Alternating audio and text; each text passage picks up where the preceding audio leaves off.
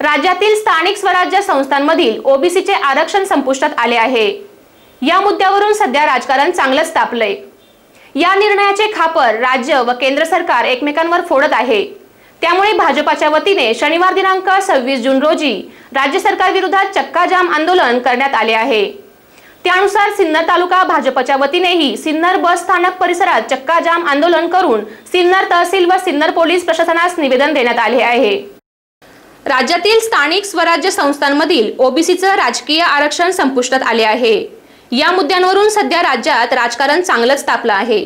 Supreme कोर्टाने दिलेल्या आरक्षण रद्दच्या निर्णयाचे खापर केंद्र व राज्य सरकार एकमेकांवर फोडत आहे।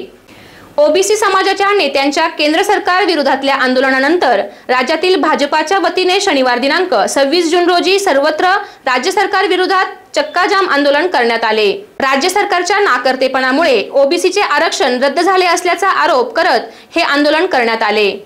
पुरेसे पुरावे आणि बाजू न मांडता आल्याने आरक्षण रद्द झाल्याचा आरोप भाजपाच्या वतीने करण्यात येत आहे।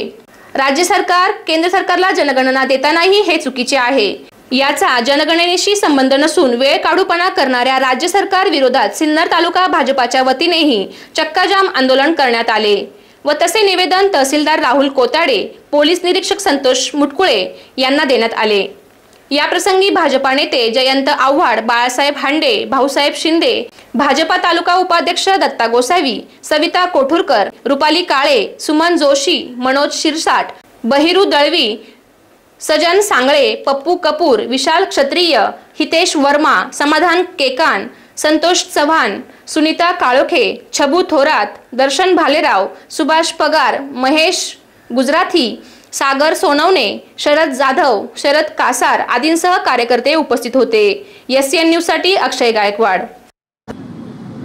प्रदेशाच्या सांगण्यावरून आज सर्व महाराष्ट्रामध्ये चक्का जाम आंदोलन आपण सर्व तालुका मंडल सर्वच ठिकाणी आज आपण या ठिकाणी यशस्वीपणे पार पडला आहे असं वाटतंय। आणि त्याच पद्धतीने जर या सरकारने ओबीसीचं आरक्षण रद्द केलं असं म्हणता येणार नाही, पण यांनी निष्काळजीपणाने आणि हेतुपुरस्सर जो इम्पिरियल डाटा आहे तो इम्पिरियल डाटा जर सर्वोच्च न्यायालयाला जर सादर केला असता तर कदाचित हे आरक्षण ओबीसीचं सर्व स्तरावर टिकू शकलं असतं। आणि आज जे पूर्ण जिल्ह्यामध्ये कमीत कमी 5 ते 5.5 6 हजार ओबीसी नेते आज घरात बसताना आहे फक्त या सरकारच्या नाकारतेपणामुळे आणि या सरकारच्या लक्ष न दिल्यामुळे। या वेळोवेळी आमचे नेते देवेंद्र फडणवीस, बावनकुळे साहेब, पंकजा मुंडे यांनी सर्वांनी इम्पिरियल डाटाची वेळोवेळी मागणी केली, परंतु यांनी कुठल्याही प्रकारचा इम्पिरियल डाटासाठी डायरेक्ट नाकारलं आणि डाटा दिला नाही। नाहीतर आज सगळ्या ओबीसींचा हक्क आज पूर्ण स्थानिक स्वराज्य संस्थेवर, महानगरपालिकेवर, नगरपालिकेवर आज असता कुठल्याही प्रकारचा आरक्षणासाठी आज रस्त्यावर उतरण्याची पाळी आली नसती। परंतु या पद्धतीने आज असं दिसून येतं की हे सरकार राज्य शासनाचं पूर्ण सरकारमध्ये राहण्यासाठी हे पूर्ण आपण म्हणतो की यांना पूर्ण ताकदीशीर किंवा यांना नॉलेज नाही आहे असं म्हणण्यात काही हरकत नाही। यावरून आज आमचं सगळं आंदोलन यशस्वी झालं आहे मोठ्या प्रमाणात, हे सर्व दिसतं आहे। आणि सर्व आंदोलन आता या ठिकाणी झाल्यानंतर लवकरात लवकर त्यांनी आमची सगळ्यांनी ओबीसींची मागणी मान्य करून लवकरात लवकर हे आरक्षण द्यावं ही विनंती। धन्यवाद। जय शिवराय। आज जे महाराष्ट्र सरकारचं जे काम चाललं आहे ते प्रत्येक कामामध्ये अडचणी निर्माण करतायत। मराठा आरक्षण देत नाही आहेत, ओबीसी आरक्षण देत नाही आहेत, प्रत्येकाला स्थगिती आणतायत। मग हे राज्य सरकार ना करते कामामुळे त्यांचं राज्य सरकारचं हे जे काम चाललं आहे हे यांनी त्वरित थांबवावं आणि प्रत्येकाचं हक्काचं आरक्षण हे त्यांनी देऊन टाकावं असं आम्ही भारतीय जनता पार्टीच्या वतीने मी त्यांना विनंती करते, आव्हान करते। हे जे स्थगिती दिली आहे हे प्रत्येकाचं आरक्षण हे त्यांनी देऊन टाकावं। महाराष्ट्रामध्ये हे आरक्षणाचा जो गोंधळ चाललेला आहे, प्रत्येक आरक्षणाला अडचण येत आहे।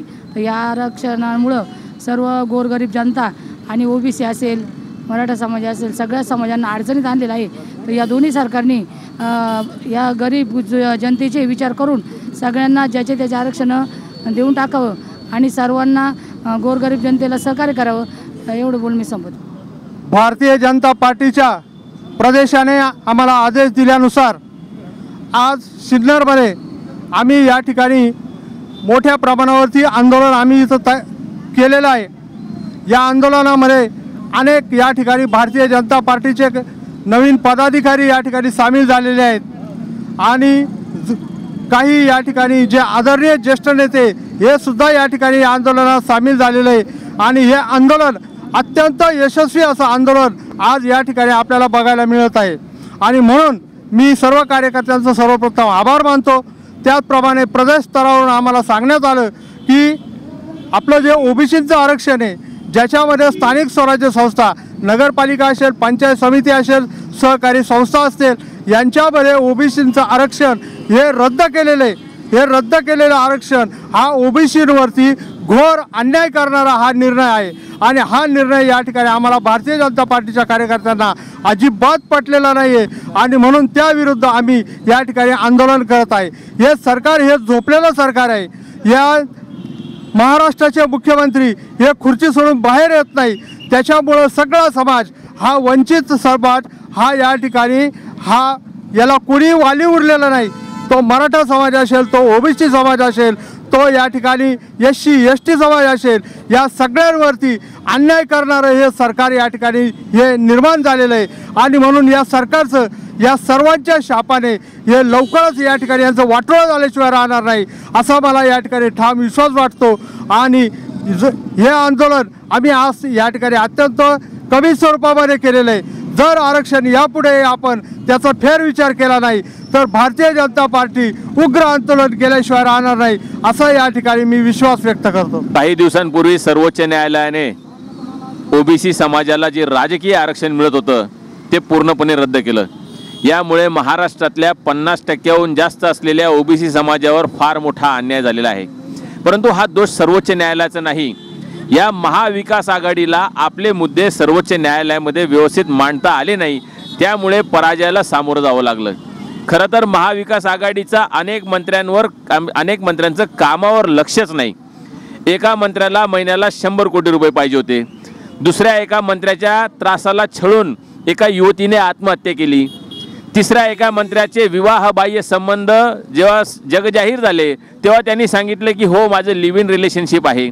अशा पद्धतीचा कारभार या मंत्र्यांचा चालू आहे, ज्याचे त्याचे स्वतःचे स्वतंत्रपणे दुकानं चालू आहे। जनतेच्या समस्यांशी यांना कोणत्याही प्रकारचं देणं घेणं नाही। ओबीसींचं राजकीय आरक्षण केवळ आणि केवळ यांच्यामुळे गेलं। त्याचबरोबर मराठा समाजाला दिलेलं आरक्षण सुद्धा केवळ आणि केवळ या महाविकास आघाडीच्या नाकर्तेपणामुळे गेलं आणि त्यामुळे आज भारतीय जनता पार्टीने सिन्नरमध्ये या ठिकाणी रास्ता रोको केलेला आहे। आम्हाला खात्री आहे की उद्या जेव्हा हे सरकार पलटेल आणि जेव्हा भारतीय जनता पार्टीची सत्ता या ठिकाणी येईल तेव्हा पुन्हा हे आरक्षण जसंच तसं त्या जातीच्या लोकांना दिलं जाईल याबद्दल माझ्या मनामध्ये शंका नाही।